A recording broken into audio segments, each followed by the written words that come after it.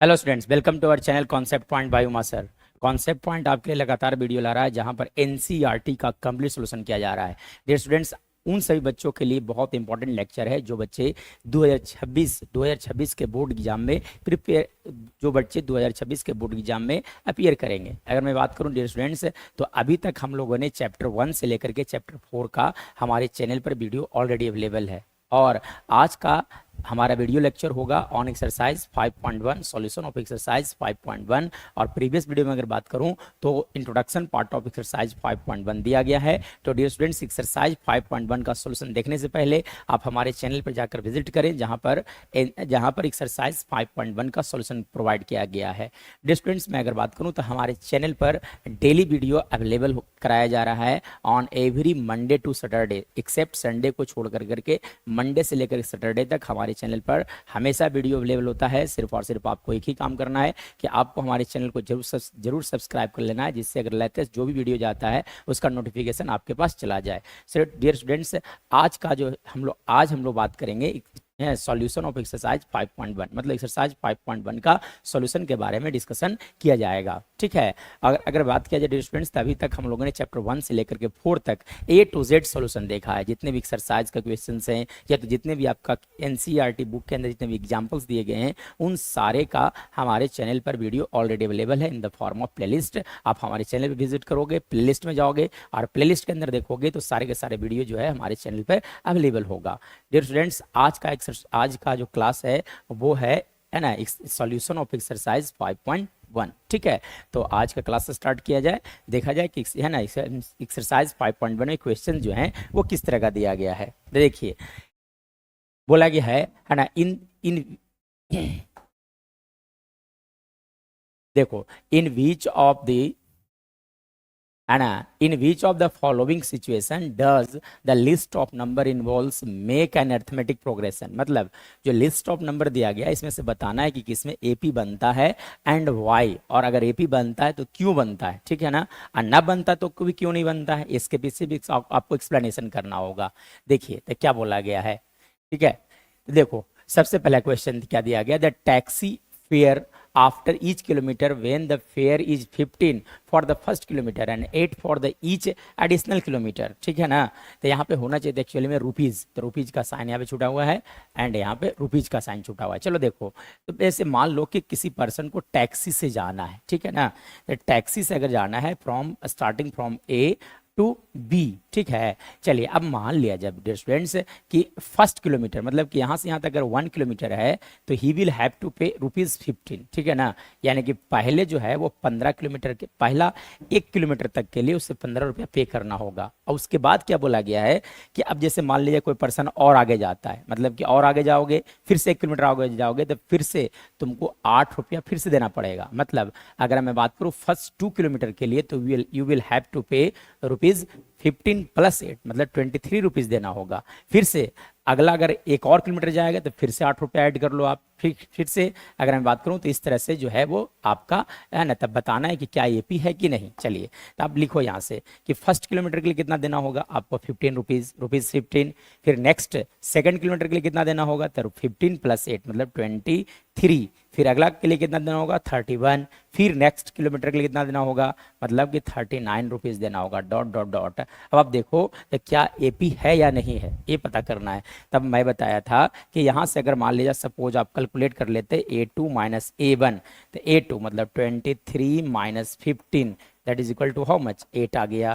फिर से आप कैलकुलेट कर लो यहाँ से, है ना, A3 - A2 यानी कि 31 - 23 that is equal to again 8। और यहाँ से कैलकुलेट कर लो आप A4 - A3, है ना, तो A4 कितना हो गया आपका 39 - 31 that is equal to again 8। तब आप देख सकते हो कि यहाँ से सभी के सभी जो है वो सेम आ रहा है, यानी कि आप देख सकते हो कि A2 - A1 का वैल्यू जो है वो आपका आ गया, है ना, A2 - A1 का वैल्यू A3 - A2 के इक्वल है that is equal to A4 - A3। So the given sequence is AP। ठीक है ना, तो क्यों AP है, ऐसा इसलिए क्योंकि डिफरेंस जो है वो हमेशा किसी भी दो कंसेक्यूटिव टर्म का डिफरेंस जो है वो हमेशा सेम आ रहा है, इसलिए the given sequence is AP। चलिए अब इसके बाद देखिएगा, नेक्स्ट देखो क्या दिया गया है, the amount of air present in a cylinder. आप सपोज कर लो कि एक सिलेंडर है, ठीक है ना, आप सपोज कर लो कि दिस इज अ सिलेंडर। अब देखो क्या बोला गया है, ठीक है ना, the amount of air present in a cylinder when A vacuum pumps removes removes of the air. यहाँ पे एक्चुअली में कुछ होना चाहिए था, रिमूव्स रिमूव्स आई थिंक 1/2 दिया गया बुक में, ठीक है ना, and removes 1/2 of half and 1/2 of volume of the air remaining in the cylinder at a time। मतलब जितना आपका वॉल्यूम ऑफ एयर प्रेजेंट है उसका 1/2 जो है वो हमेशा वैक्यूम कर करके निकाल दिया जा रहा है, ठीक है। तब आपको बताना है कि क्या ये एपी है या नहीं है। चलिए अब आप देखो यहाँ से, है ना, तो देखो एक्चुअली में क्या दिया गया है, आप सपोज कर लो कि इनिशियल अमाउंट ऑफ, है ना, इनिशियली आप सपोज कर लो, इनिशियली अमाउंट ऑफ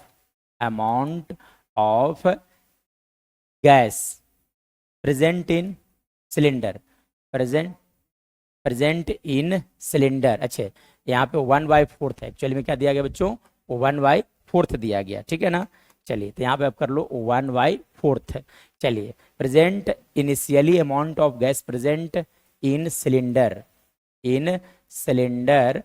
बी कितना मान लो वी, ठीक है। तो इनिशियली जो है इसके अंदर अमाउंट ऑफ वॉल्यूम प्रेजेंट जो है वो कितना दिया गया बच्चों, वी दिया गया है। मतलब एक सिलेंडर है, इस सिलेंडर के अंदर इनिशियली स्टार्टिंग में इसके अंदर वॉल्यूम कितना प्रेजेंट था, V amount of gas present था। अब इसमें से 1/4 जो है हमेशा निकाले जाते हैं। तो देखो यानी कि फर्स्ट टर्म कितना हो गया, इस एपी का पहला टर्म हो जाएगा आपका वी, ठीक है ना। क्यों, क्योंकि अमाउंट ऑफ जो इनिशियली जो स्टार्टिंग में अमाउंट ऑफ वॉल्यूम प्रेजेंट होगा वो कितना होगा, वी होगा। अब क्वेश्चन में क्या बोला गया कि इसमें से 1/4 बाहर निकाला जाए। जब आप इसमें से सक्शन किया जा रहा है ना, गैस को क्या किया जा रहा है, बाहर निकाला जा रहा है, ठीक है। तो जब बाहर निकालोगे तो कितना बच जाएगा, तो रिमेनिंग कितना होगा, यानी कि सेकंड। तो सेकंड में कितना होगा, पहले था भी में से अब कितना से हटा दोगे, तो जितना था उसका 1/4, जितना था उसका 1/4, यानी क्या लिखोगे, v/4, यानी कितना आ गया, 3v/4 हो गया, ठीक है।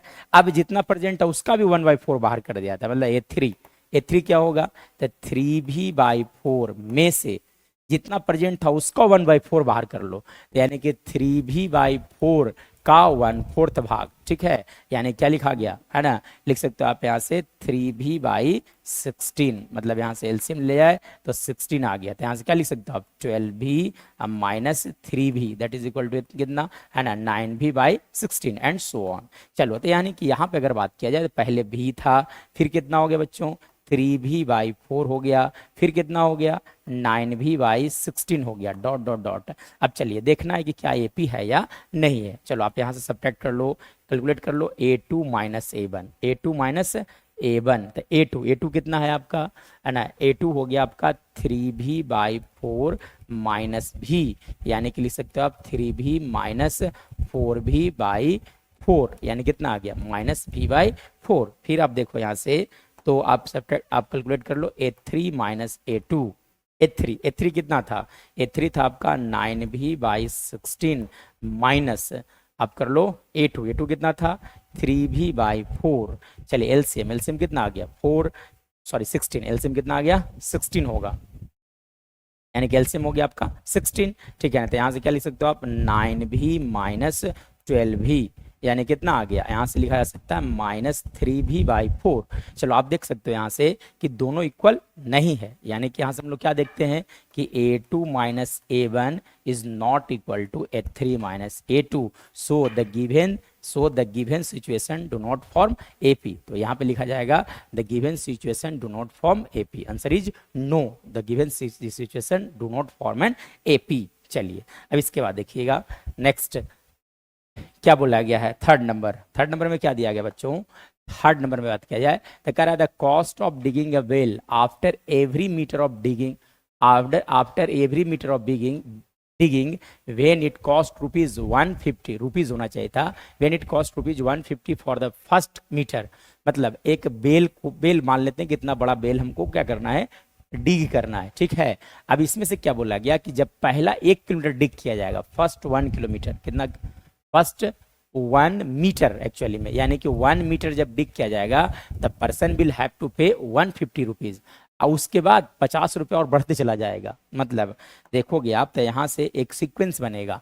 फर्स्ट मीटर के लिए कितना देना पड़ेगा, 150 रुपीज, फिर 50 ऐड कर दो, यानी कि 2 मीटर जब जब डिग करेगा तो कितना देना पड़ेगा, 200, फिर से 50 ऐड कर दो, यानी कितना होगा 250, 300, डॉट डॉट डॉट। तो क्या ये एपी है, तो देखो आप दिस इज एपी। क्यों, जब आप कैलकुलेट करोगे A2 माइनस A1 और यहाँ से निकालोगे A3 माइनस A2 और निकालोगे A4 माइनस A3, इसका वैल्यू जो आएगा वो कितना आएगा, 50, इसलिए the given sequence form an AP. चलिए इसके बाद देखिएगा फोर्थ नंबर, देखो क्या कह रहा है ना, बोला क्या गया, the amount of money in the account every year when rupees 10,000, when rupees कितना दिया गया है, 10,000 is deposited at a compound interest of 8% per annum. मतलब एक पर्सन जो है एक बैंक में 10,000 रुपया जमा करता है, उसमें भी कंपाउंड इंटरेस्ट पर, ठीक है ना। तो कह रहा है कि जो अमाउंट ऑफ मनी बनेगा वो क्या एपी बनाएगा, तो यानी कि first one after 1 year, after 1 year हम लोग जानते हैं अमाउंट निकालने का फॉर्मूला होता है, ए बराबर लिखा जाता है बच्चों, है ना, लिखा जाता है यहाँ से P into 1 plus R by 100 के पार क्या लिखा जाता है, T, यानी कि अमाउंट आफ्टर फर्स्ट ईयर, ठीक है ना, यानी कि पहले, यानी कि जो first term of this AP होगा that will be how much, 10,000, क्योंकि आपने बैंक में कितना डिपॉजिट किया, 10,000, तो फर्स्ट टर्म हो गया आपका हो गया 10,000 हो गया, इतना रुपया हो गया। इसके बाद देखिएगा अमाउंट आफ्टर फर्स्ट ईयर, मतलब कि, है ना, मतलब कि अगर मैं बात करूं तो 1 साल के बाद तो अमाउंट कितना होगा, उस पर इंटरेस्ट मिलेगा, ठीक है ना। तो यानी कि अमाउंट आफ्टर फर्स्ट ईयर, तो ये बराबर क्या लिखोगे, P इंटू, तो P कितना हो गया आपका 10,000, तब आप लिखोगे यहाँ से 10,000 इंटू 1 प्लस रेट कितना दिया गया 8% डिवाइडेड बाई 100 के पावर कितना आ गया T, यानी कि यहाँ से अगर कैलकुलेट किया जाए तो कितना आ गया आपका, है ना, 10,000 इंटू 108, T मतलब कितना 1 ईयर, इसलिए आप पावर क्या लिखाएगा 1 डिवाइडेड बाई क्या लिख दोगे आप 100, यानी कि देखो यहाँ से 2 0 गया, यानी कितना आ गया आपका 10,800 होगा, ठीक है। 10,000 कितना आ गया, है ना, 10,080, 1 मिनट, ठीक है, तो आप लिखोगे 108, ठीक है ना, हाँ लिखोगे क्या, यहाँ से लिखा जाएगा 108 पे 00, मतलब कितना आ गया 10,800, मतलब कि जो second term of this AP होगा that will be how much, है ना, 10, ठीक है। अब इसके बाद देखो, उसके बाद फिर क्या बोला गया कि यानी कि सेकेंड ईयर, तो सेकेंड ईयर में कितना आएगा, तब यहाँ पे फिर से फॉर्मूला चेंज करना पड़ेगा आपको। चलिए आ जाइएगा, तो यहाँ से क्या लिखा जाएगा, यहाँ से आप लिख सकते हो, लिखा जा सकता है यहाँ से, अब देखो प्रिंसिपल तो अभी भी रहेगा 10,000, ठीक है ना, इंटू 1 प्लस आर, यानी कि 1 प्लस आर कितना हो गया 8/100 के पावर T, मतलब इस बार कितना लिखोगे 2, ठीक है ना। तीसरे ईयर में आप लिखेगा 3, तो कितना आ गया आपका, कैलकुलेट करोगे तो 10,000 इंटू कितना लिखोगे 108 डिवाइडेड बाई 100, इंटू कितना लिखोगे 108 डिवाइडेड बाई 100, चलो 00 से 00 गया, अब फिर से 00 से 00 गया, तो कितना बच गया आपका 108 इंटू कितना 108। चलिए अब इसे आप मल्टीप्लाई कर लो आप, ठीक है, तो 108 को मल्टीप्लाई किया जाए 108 के साथ, तो आप लिख सकते हो, है ना, यहाँ से लिखा जा सकता है 4, फिर लिख सकते हो आप यहाँ से, है ना, 64, फिर लिखा जाएगा 8, फिर क्या लिखोगे आप, है ना,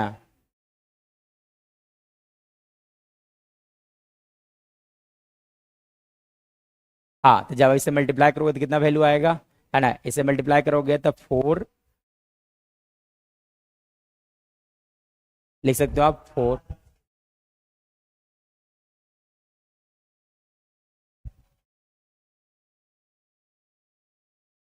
मल्टीप्लाई करने पर इसका वैल्यू आएगा, है ना। चलिए जब मल्टीप्लाई करोगे तो इसका वैल्यू आएगा 11,664 आएगा, यानी कि थर्ड टर्म कितना हो गया बोलो बच्चों, third term of this will be, है ना, 11,664। चलिए अब देखिए क्या एपी है, चलो आप कैलकुलेट कर लो यहाँ से A2 माइनस A1, A2 मतलब कितना हो गया 10,800 माइनस 10,000, ठीक है, तो कितना आ गया, अब जब सब्ट्रैक्ट करोगे तो यहाँ पे वैल्यू कितना आ गया आपका, आ गया 800, कितना आ गया 800, ठीक है, यानी कि यहाँ पर लिखोगे आप 800, फिर से आप कैलकुलेट कर लो, है ना, A3 माइनस A2, A3 है ना 11,664 में से 10,800 आप सब्ट्रैक्ट कर लो, ठीक है।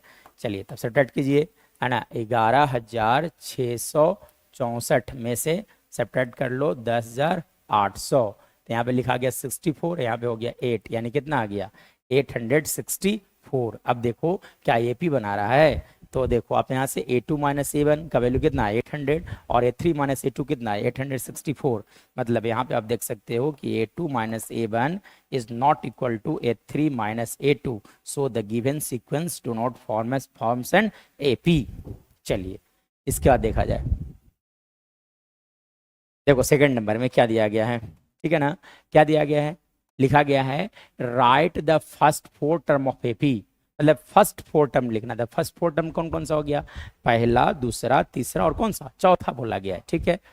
And when the first term A and the common difference D are given, मतलब फर्स्ट टर्म दिखा गया है और कॉमन डिफरेंस भी दिया गया है, तो फोर्थ आगे 4 टर्म लिखना है, ठीक है। तो एक्चुअली में देखो, तो देखो आप पहला, तो देखो फर्स्ट टर्म कितना दिया गया 10। अब जब भी AP लिखा जाता है तो उसमें कॉमन डिफरेंस को ऐड किया जाता है, क्योंकि AP का डेफिनेशन यही कहता है कि एक ऐसा सीक्वेंस दैट, है ना, a sequence that is given by adding a particular constant. तो यहाँ पे कितना ऐड करना आपको, कॉमन डिफरेंस, यानी कि 10 ऐड कर दो। तो नेक्स्ट टर्म क्या हो गया, आप लिख सकते हैं यहाँ से 20, फिर ऐड कर दो 10 यानी कि 30, फिर ऐड कर दो कितना आ गया 40, ये हो गया आपका, है ना। तो फोर्थ टर्म, तो फोर्थ टर्म लिखा गया। चलिए इसके बाद सेकंड नंबर देखिए, सेकंड नंबर में क्या दिया गया था, है ना, तो यानी कि फर्स्ट टर्म, तो फर्स्ट टर्म कितना हो गया -2, -2 में आप 0 ऐड कर दो, क्योंकि इसमें कितना ऐड करना है 0, तो जब 0 ऐड करोगे कितना रह जाएगा -2 और फिर से कितना हो गया -2 हो गया। इसके बाद देखिएगा थर्ड नंबर, थर्ड नंबर में क्या दिया गया है, ठीक है। तो देखो यहाँ पे दिया गया फर्स्ट टर्म कितना -1, तो आप लिखोगे फर्स्ट टर्म कितना हो गया -1, और कॉमन डिफरेंस कितना दिया गया 1/2। तब आप देखो बच्चों कि -1 में आप ऐड करोगे 1/2, तो इसका वैल्यू कितना आ गया -1/2, यानी कि लिखोगे आप यहाँ से -1/2, फिर कितना हो गया 0, फिर कितना आ जाएगा 1/2, ठीक है ना। तो ये हो गया फोर्थ टर्म। इसके बाद फिर देखो, है ना, फिफ्थ, एक्चुअली में फोर्थ नंबर बन गया ये, ठीक है। चलिए तो ये फोर्थ नंबर हो गया, ठीक है। चलिए थर्ड नंबर यहाँ देखा जाए, थर्ड में क्या दिया गया था, थर्ड में दिया गया A, मतलब कि फर्स्ट टर्म कितना हो गया 4, कॉमन डिफरेंस कितना दिया गया -3, यानी कि 4 में से -3 सब्ट्रैक्ट कर लो तो कितना आ गया आपका 1, फिर -3 -2, फिर कितना आ गया -5। इसके बाद देखिए फिफ्थ नंबर, तो फिफ्थ नंबर में क्या दिया गया है ना, तो फर्स्ट टर्म हो गया -1.25, -1.25 में से 2.5 घटा लो तो कितना आ गया, लिखा जा सकता है 1.50, -1.50, फिर क्या लिखोगे -1.75, फिर से कितना लिखा गया -2.00, ठीक है ना। तो ये हो गया आपका आंसर हो गया, ठीक है। चलिए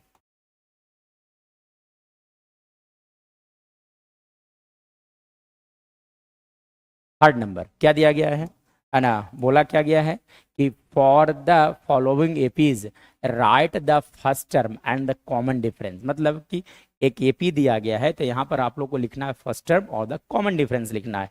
तो देखिए तो फर्स्ट टर्म तो लिखना बड़ा आसान है, यानी कि अगर मैं बात करूँ क्वेश्चन नंबर 1 फर्स्ट टर्म, तो फर्स्ट टर्म कितना हो गया जो सबसे ज़्यादा पहले लिखा रहता है, यानी कि 3 हो गया। उसके बाद पूछा गया कॉमन डिफरेंस, तो कॉमन डिफरेंस बच्चों डी इक्वल टू क्या लिखा जाता है T2 माइनस T1, तो T2 कितना हो गया 1 में से 3 आप सब्ट्रैक्ट कर लो कितना आ गया -2। उसके बाद फिर देखो आप सेकंड नंबर, सेकंड में देखो तो फर्स्ट टर्म कितना हो गया, फर्स्ट टर्म हो गया आपका -5, ठीक है। फिर डी मतलब क्या होता है second term minus first term, तो सेकेंड टर्म कितना दिया गया आपका -1 में से आप -5 सब्ट्रैक्ट कर लो, यानी कि -1 + 5 कितना आ गया +4 आ गया, ठीक है। इसके बाद देखिएगा थर्ड नंबर में अगर बात किया जाए फर्स्ट टर्म, तो फर्स्ट टर्म तो सबसे आगे में जो लिखा गया कितना लिखा गया है 1/3, ठीक है। डी मतलब क्या होता है बच्चों second term minus first term, तो सेकेंड टर्म कितना हो गया 5/3 में से आप 1/3 सब्ट्रैक्ट लेना, 3 LCM 5 - 1 यानी कितना आ गया आपका 4/3 आ गया। चलिए थर्ड नंबर हो गया। उसके बाद देखिएगा फोर्थ नंबर, ठीक है। फोर्थ नंबर में क्या दिया गया है 0.6, 1.7 एंड सो ऑन। ठीक है, चलेंगे फर्स्ट टर्म। तो फर्स्ट टर्म कितना हो गया आपका 0.6, common difference T2 minus T1, तो T2 कितना हो गया आपका 1.7 माइनस 0.6 यानी कितना आ गया 1.1 आ गया। ठीक है, यानी कि यही आपका सोल्यूशन होगा फॉर एक्सरसाइज है ना क्वेश्चन नंबर 3 का। इसके बाद देखिएगा है ना, इसके बाद देखो फोर्थ नंबर में क्या दिया गया है। फोर्थ नंबर में क्या बोला गया है कि which of the following are APs, मतलब इसमें से जो गिवन सीक्वेंस है उसमें बताना है कि कौन एपी है। If they form an AP find the common difference D and right the 3 more terms. अगर एपी होगा तो उसका कॉमन डिफरेंस क्या होगा और उसके बाद आगे 3 टर्म्स और लिखना है। चलिए अब देखिए क्वेश्चन नंबर 1। तो क्वेश्चन नंबर 1 में देखो आप यहाँ से कैलकुलेट कर लो A2 माइनस A1। तो A2 कितना हो गया 4 minus 2 that is equal to 2। फिर आप कैलकुलेट कर लो A3 माइनस A2। तो A3 कितना हो गया 8 minus 4 that is equal to 4। आप देखो यहाँ से, तो आप देख सकते हो यहाँ से A2 minus A1 is not equal to A3 minus A2, so the given sequence do not forms an AP. The given sequence do not forms an AP. चलिए इसके बाद देखिएगा सेकंड नंबर में क्या दिया गया बच्चों, सेकंड नंबर लिखा गया था 2, मतलब कि यहाँ से आप कैलकुलेट कर लो A2 माइनस A1। तो A2 हो गया 5/2 में से आप 2 सब्ट्रैक्ट कर लो तो कितना आ गया है ना 2 LCM, तो 5 माइनस 4 यानी कितना आ गया आपका 1/2। चलिए अब इसके बाद देख लो, आप कैलकुलेट कर लो A3 माइनस A2। A3 कितना था आपका 3 में से 5/2 सब्ट्रैक्ट कर लो यानी कितना आ गया 6 माइनस 5 डिवाइडेड बाई 2 यानी कितना आ गया आपका 1/2। उसके बाद फिर आप कैलकुलेट कर लो यहाँ से A4 माइनस A3। A4 तो A4 देखो first term, second term, third term, कौन सा हो गया फोर्थ टर्म, यानी कि 7/2 माइनस 3 यानी क्या लिख सकते हैं 7 माइनस 6/2 यानी क्या आ गया 1/2। तो यहाँ से क्लियरली कहा जा सकता है कि यहाँ से A2 माइनस A1 का वैल्यू जो है वो A3 minus A2 is equal to क्या है A4 minus A3। So the given sequence forms an AP। So the given sequence forms an AP। ठीक है ना, तो आंसर इज यस। ठीक है ना, चलिए यानी कि एपी होगा। सो the given sequence is AP. अब देखिएगा इसके बाद क्या बोला गया था कि कॉमन डिफरेंस कितना होगा। तो कॉमन डिफरेंस जितना घटाने के बाद आता है, यानी कि for this question D equal to कितना आ गया 1/2 कॉमन डिफरेंस। उसके बाद फिर क्या बोला गया था है ना, उसके बाद बोला गया था कि find the common difference and right 3 more terms. 3 more terms लिखना है। अब देखो यहाँ से A4 मालूम चल गया, तो A5 लिखोगे। क्या लिखोगे A5। तो A5 क्या होगा चौथा टर्म कितना था 7/2 में कॉमन डिफरेंस ऐड कर दो 2 LCM 7 plus 1 that is equal to 8/2 cut गया तो कितना आ गया आपका 4 आ गया। फिर आप लिखोगे A6 तो कितना लिखोगे 4 प्लस 1/2 कितना आ गया 9/2। फिर आप लिखोगे A7 तो A7 कितना आ गया 9/2 में 1/2 ऐड कर दो तो 9 प्लस 1 डिवाइडेड बाई 2 यानी कि 10/2 that is equal to again 5। ठीक है, तो ये हो गया आपका। इसके बाद देखिएगा क्वेश्चन नंबर 3। देखो 3 नंबर में फिर से आप कैलकुलेट कर लोगे यहाँ से है ना। थर्ड नंबर की अगर बात किया जाए तो यहाँ से कैलकुलेट किया जाए A2 माइनस A1। तो A2 हो गया माइनस 3.2 में से आप सेपरेट करोगे माइनस 1.2, मतलब यहाँ से लिखोगे माइनस 3.2 है ना, माइनस 3.2 प्लस 1.2 यानी कितना आ गया -2 आ गया। इसके बाद आप कैलकुलेट कर लो यहाँ से है ना A3 माइनस A2। A3 कितना हो गया A3 हो गया -5.2 में से आप सब्ट्रैक्ट करोगे -3.2, मतलब -5.2 plus 3.2 that is equal to again -2। उसके बाद देखो आप है ना यहाँ से कैलकुलेट कर लो A4 माइनस A3। A4 कितना हो गया -7.2 में से आप सब्ट्रैक्ट कर लो -5.2 यानी कि फिर से कितना आ गया आपका -2 आ गया। यानी कि यहाँ से कहा जा सकता है बच्चों कि A2 minus A1 is equal to A3 minus A2 is equal to A4 minus A3। So the given sequence forms an AP।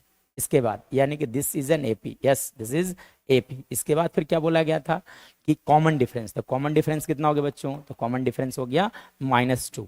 Common difference लिखा गया।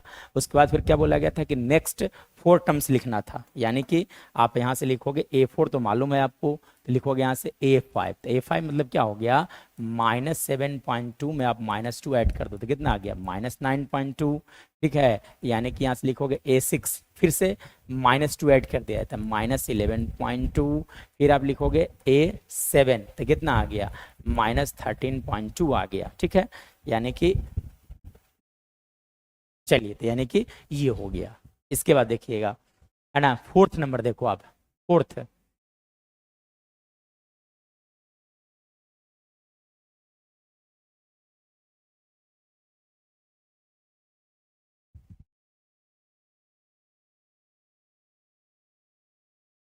चलिए फोर्थ नंबर देखा जाए। फोर्थ नंबर में क्या दिया गया है ना, फोर्थ नंबर में आप देखो तो यहाँ से आप लिख कैलकुलेट कर लो, आप लिख दो यहाँ से A2 - A1, मतलब -6 में से -10 सब्ट्रैक्ट कर लो, तो -6 + 10 दैट इज इक्वल टू 4। उसके बाद फिर कैलकुलेट करो यहाँ से, है ना, A3 - A2, तो A3 कितना हो गया, A3 हो गया -2 में से -6 सब्ट्रैक्ट, यानी कि -2 + 6 दैट इज इक्वल टू +4। फिर से अब आप लिखोगे यहाँ से, है ना, A4 - A3, A4 कितना था 2 में से -2, यानी कि 2 + 2 दैट इज इक्वल टू 4। मतलब यहाँ से आप लिख दोगे A5, A5 क्या होगा, A4 कितना था 2 में 4 आप ऐड कर दोगे, यानी कितना आ गया 6, कॉमन डिफरेंस कितना होगा 4 होगा, यानी कि common difference of this AP will be 4। उसके बाद देखिएगा, है ना, इसके बाद देखो आप लिखो यहाँ से A6 कितना होगा, 6 में आप 4 ऐड कर दो दैट विल इक्वल टू 10। इसके बाद फिर आप कैलकुलेट कर लो A7, 10 + 4 that is equal to 10। चलिए, इसके बाद देखिएगा, तो ये हो गया आपका फोर्थ नंबर का सॉल्यूशन। इसके बाद देखिए फिफ्थ नंबर, फिफ्थ में क्या दिया गया है, फिर से आप लिखोगे यहाँ से फिफ्थ नंबर के लिए, है ना, तो लिखोगे आप यहाँ से A2 - A1, यानी कि 3.3 + √2 में से 3 सब्ट्रैक्ट कर लो, यानी कितना आ गया इसका वैल्यू, √2 आ गया। इसके बाद फिर आप कैलकुलेट कर लो यहाँ से A3 - A2, तो A3 कितना हो गया, 3 + 2 √2 में से आप सब्ट्रैक्ट कर लोगे 3 + √2, यानी कि लिख सकते हो आप यहाँ से 3 + 2 √2 -3 -√2, 3 से 3 गया, यानी कि यहाँ पर कितना आ गया आपका √2 आ गया। इसके बाद फिर आप कैलकुलेट कर लो A4 - A3, A4 कितना है 3, है ना, यहाँ से लिख सकते हो 3 + 2 √2 में से आप सब्ट्रैक्ट कर लोगे, सॉरी ये 3 √2 में से सब्ट्रैक्ट करोगे, है ना, में से सब्ट्रैक्ट किया 3 + 2 √2, यानी कितना आ गया 3 + 3 √2 -3 माइनस क्या लिखोगे 2 √2, यानी कि फिर से कितना आ गया आपका √2 आ गया, यानी कि the given sequence forms an AP, यानी कि यहाँ से आप देख सकते हो कि A2 - A1 is equal to A3 - A2 is equal to A4 - A3, साथ साथ कितना आया दैट इज इक्वल टू √2, यानी कि कॉमन डिफरेंस कितना होगा बच्चों, तो कॉमन डिफरेंस हो गया √2। उसके बाद फिर क्या बोला गया था, नेक्स्ट 4 टर्म्स लिखना था, ठीक, नेक्स्ट 3 टर्म्स, यानी कि A4 मालूम है तो A5, तो A5 कितना हो गया, यानी कि 3 + 3 √2 में D ऐड कर दो, यानी कि √2, तो कितना आ गया 3 + 4 √2 आ गया। उसके बाद फिर लिखोगे A6, यानी कि 3 + 4 √2 में आप √2 ऐड कर दो, तो कितना आ गया 3 + 5 √2। फिर लिखोगे आप यहाँ से A7, यानी कि 3 + 5 √2 में आप √2 ऐड कर दो, तो कितना आ गया 3 + 6 √2 आ गया। चलिए,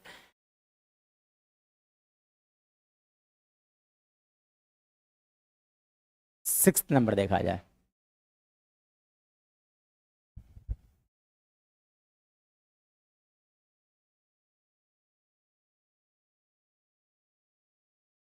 चलो, छठा, है ना, यहाँ पे देखो 0.2, फिर क्या लिखा गया, यानी कि यहाँ से आप कैलकुलेट कर लो, है ना, A2 - A1, तो A2 यानी कि 0.22 - 0.2, जब आप यहाँ से सब्ट्रैक्ट करोगे तो वैल्यू कितना आ गया 0.02। इसके बाद 0.02 आएगा, उसके बाद फिर सब्ट्रैक्ट कर लो आप, है ना, A3 - A2, A3 कितना हो गया 0.222 माइनस 0.22, यानी कितना लिखा गया बच्चों, यहाँ लिखा गया 0.02 लिखाएगा, ठीक है। यानी कि आप देख सकते हैं यहाँ से कहा जा सकता है कि A2 minus A1 is not equal to A3 minus A2, so the given sequence do not forms an AP। चलिए इसके बाद फिर देखा जाए, सिक्स्थ के बाद देखा जाए सेवेंथ नंबर। सेवेंथ में क्या दिया गया है ना, तो आप सिर्फ फिर से सेवेंथ नंबर की अगर बात किया जाए तब आप लिखोगे यहाँ से A2 माइनस A1, तो A2 -4 में से 0 यानी कि -4 आ गया। फिर से आप लिखोगे यहाँ से A3 माइनस A2, A3 कितना था -8 में से -4 सब्ट्रैक्ट कर लो, यानी कि -8 + 4 दैट इज इक्वल टू -4। उसके बाद फिर सब्ट्रैक्ट कर लो, लिखोगे A4 माइनस A3, तो A4 कितना था -12 में से -8 यानी कि -12 + 8 दैट इज इक्वल टू -4। यानी कि यहाँ से देखा जा सकता है कि A2 minus A1 is equal to A3 minus A2 is equal to A4 minus A3, है ना। So the given sequence is AP। AP है तो कॉमन डिफरेंस कितना हो गया बच्चों -4। उसके बाद फिर बोला है कि नेक्स्ट 4 टर्म लिखना है, ठीक है, नेक्स्ट 4 टर्म्स। तो नेक्स्ट 4 टर्म्स कितना होगा आप देखो, तो इसमें ऐड कर दो -4, तो कितना आ गया -16 -20 और माइनस कितना आ गया 24 आ गया, ठीक है। चलिए इसके बाद देखिएगा, अब देखो यहाँ पर देखो सेपरेट करो तो कितना आ गया 0, यहाँ पे भी देखो कितना आ गया 0 0 यानी कि AP है। उसके बाद बोला गया था नेक्स्ट 4 टर्म नेक्स्ट 3 टर्म -1/2 -1/2 और कितना होगा -1/2 होगा। चलिए इसके बाद देखिएगा, है ना 11th number 9th number. 9th में क्या दिया गया बच्चों, तो देखो यहाँ पे लिखा गया 1, तो 1 में कितना ऐड हो गया 2 ऐड हुआ, यहाँ पर कितना ऐड हुआ 6। So this is not an AP, not an AP, है ना, एक AP नहीं है। इसमें देखो A है 2A है, तो कितना ऐड हुआ A, फिर कितना ऐड हुआ A, फिर कितना हुआ A, यानी कि AP होगा, AP ये है, दिस इज AP। नेक्स्ट लिखना था, यानी कौन सा हो गया 5A 6A और कौन सा हो गया 7A। चलिए अब देखो यहाँ पे A स्क्वायर, ए में से A² माइनस A आ गया, फिर AQ माइनस A² लिखा है, क्या सब बराबर है, तो answer is not, so this is not an AP, AP नहीं होगा। इसके बाद देखिएगा, अगर देखो यहाँ से अगर मैं बात करूँ 12th नंबर, 12th में क्या दिया गया है, यहाँ लिखा गया था √2, तो √2 लिखा गया है। तो √8 को आप लिख सकते हो 2√2, √18 को लिखा जा सकता है बच्चों 3√2, ठीक है ना। अगला नेक्स्ट को आप क्या लिख सकते हो 4√2 लिखा जा सकता है, ठीक है ना। 32 को मतलब क्या AP है, तो देखो आप यहाँ से सब्ट्रैक्ट करो तो कितना आ जाएगा √2, फिर यहाँ से भी सब्ट्रैक्ट करो कितना आ जाएगा आपका √2, यहाँ से भी सब्ट्रैक्ट करो कितना आ जाएगा √2। सो the given sequence is AP, AP है। AP अगर है तो नेक्स्ट 3 टर्म, तो नेक्स्ट 3 टर्म कौन कौन सा होगा, एक होगा 5√2, एक और कौन सा होगा, एंड लिख सकते हो आप 6√2, एक और कौन सा होगा 7√2। लेकिन आप आंसर इस तरह से नहीं दिया होगा, है ना, तो रूट के अंदर जब 5 को भेजोगे तो कितना लिखाएगा √50, कितना लिखाएगा, ये 6 को अंदर लिख दो, कितना √72, फिर यहाँ पर कितना आ गया, है ना √98 हो गया। चलिए इसके बाद देखिएगा 13th नंबर। 13th नंबर देखो क्या लिखा हो गया था √3, यहाँ क्या लिखा है √6, यहाँ क्या लिखा है √9। चलो यहाँ से आप सेपरेट करोगे तो यहाँ पे क्या लिखा जाएगा √6 माइनस √3, √9 का वैल्यू कितना होता है बच्चों 3, यानी कि अगला लिखाएगा 3 माइनस √6, तो क्या AP है, तो this is not an AP, यानी कि ये जो दिया गया है वो AP है ही नहीं। चलिए इसके बाद देखिएगा 14th नंबर देखो 1 का स्क्वायर, तो 1 का स्क्वायर कितना होता है बच्चों 1, 3 का स्क्वायर कितना हो गया 9, 5 का स्क्वायर कितना हो गया 25 49। चलो अब आप देखो यहाँ से, तो देखो 9 minus 1 that is equal to 8, 25 minus यानी कि 16, क्या AP है, answer is no, this is not an AP। फिर देखो नेक्स्ट 15th नंबर 1 का स्क्वायर 1, फिर 25 49, फिर क्या लिखोगे आप, यहाँ पे लिखा गया है 73, आप देखो, है ना। तो देखो 25 minus 1 that is equal to कितना 24, फिर यहाँ से सब्ट्रैक्ट करोगे कितना आ गया 24, यहाँ से सब्ट्रैक्ट करोगे कितना आ गया 24। So this is an AP। तो अगला टर्म क्या होगा बच्चों, तब आप इसमें 73 ऐड कर दोगे, 73 में आप 24 ऐड कर दो तो इसका वैल्यू कितना आ गया 97, यानी कि हो गया 97, 97 में 24 ऐड कर दो तो कितना आ गया आपका, आ गया 11 1 12, यानी कि 121, फिर से ऐड कर दो, कितना आ गया 145, है ना। तो ये था complete solution of exercise 5.1, sorry हाँ हाँ, ये exercise, this was the complete solution of exercise 5.1। Exercise 5.1 का हम लोगों ने कंप्लीट सॉल्यूशन किया, और अब अगले वीडियो में मिलेंगे जहां पर हम लोग देखेंगे एक्सरसाइज 5.2 का पहले इंट्रोडक्शन पार्ट, उसके बाद फिर एक्सरसाइज का सॉल्यूशन किया जाएगा। डियर स्टूडेंट्स, आपके लिए कॉन्सेप्ट पॉइंट लगातार वीडियो ला रहा है, उन सभी बच्चों के लिए बहुत इंपॉर्टेंट वीडियोज़ हैं जो बच्चे की 2026 के बोर्ड एग्जाम देने जा रहे हैं, उन सभी बच्चों के लिए बहुत ही बेहतरीन मौका है, जहाँ पर आप NCERT का कंप्लीट सॉल्यूशन आपको एक ही चैनल पर, एक ही प्लेटफॉर्म पर मिलेगा, है ना। That is on our concept point. So dear students, we will meet in the next video.